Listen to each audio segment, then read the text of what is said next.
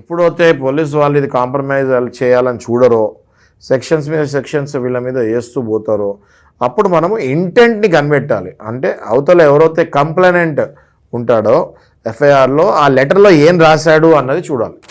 Complaint first ఒక letter రాసి ఇస్తేనే దాన్ని ఎఫ్ఐఆర్ చేస్తారు.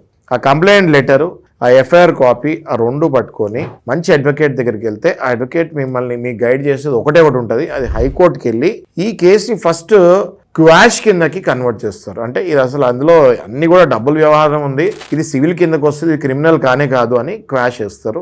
దాంతో పాటు ఒక క్వాష్ కనుక ఇంకా నడుస్తూ ఉంటే, ఇమీడియట్గా క్వాష్ రాదు కాబట్టి మీకు అరెస్ట్ చేస్తారన్న భయం ఉంటే వెంటనే యాంటిసిపేటరీ బెయిల్ కూడా హైకోర్టులో వెళ్ళిపోవాలి.